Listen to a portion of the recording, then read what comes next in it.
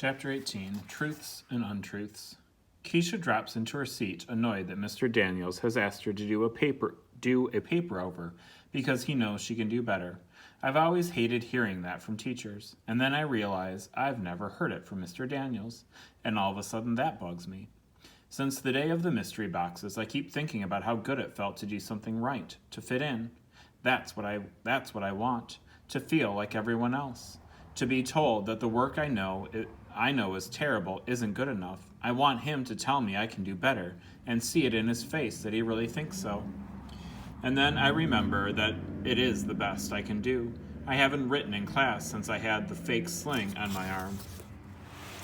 After 3 days of wearing it, Mr. Daniels told me he was going to have a nurse call my mom about my injured arm, so I figured I'd better lose the sling. So now I'm stuck. I don't know who to be, the one who admits that I can't do it, or the pretender. Finally, I decide I'll give Mr. Daniels something so terrible that he'll have to ask me to do it over. I don't even try to spell anything correctly like I usually do. I just put a whole bunch of letters together, and even I know makes no sense. I walk up and hand it to him instead of putting it in the assignment cubby. Thanks, Allie, but if you're done, why don't you put it in the cubby? I push it toward him a little more. I thought you may want to check it over. We lock eyes for a few seconds, and then he reaches out to take it from me. Okay, he says. He looks at it, his eyebrows scrunch up, and then he looks back up at me. He stays quiet, thinking, I can do better. I hear it in my head, do better, Allie. And I would magically do better, and Mrs. Silver would carry a trophy for me so big she'd have to carry it on her back. Allie? Huh. I said that you can just put it in the cubby then. And the pictures in my head pop like bubbles. I walk away without taking it back. As soon as we all sit down in the cafeteria, Keisha announces to Albert, Okay, this has been killing me all day long. What? I ask. Albert, so this Flint shirt that you wear every day. He interrupts. I do not, in fact, wear the same shirt every day. I have 5 identical ones. Keisha's eyes are wide.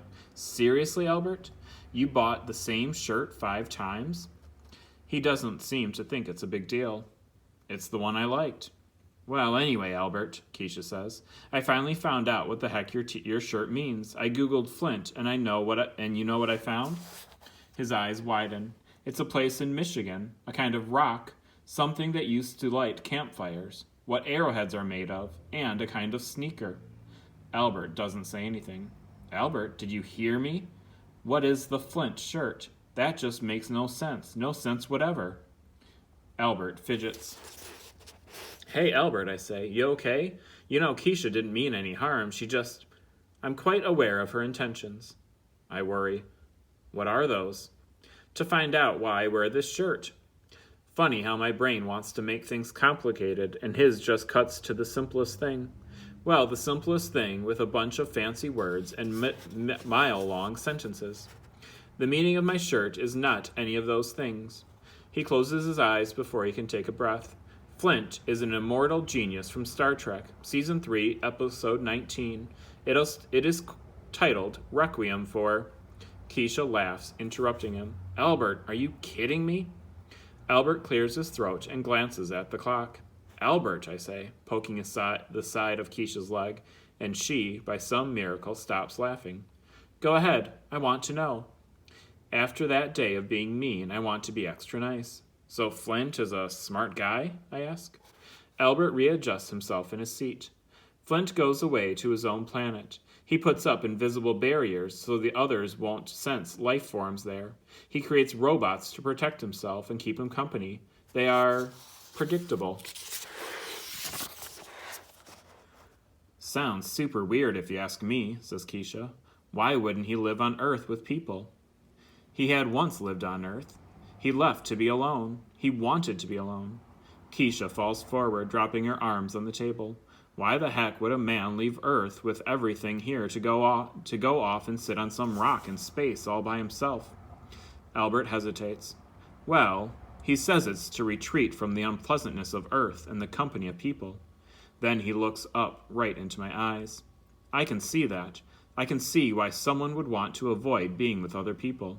A great number of them are not very nice to me, and well... Listen, Albert. Keisha's voice had softened. I didn't mean... Albert interrupts. I was not implying it was you who is not kind to me. I'm relieved. But there are others who are not kind, he says.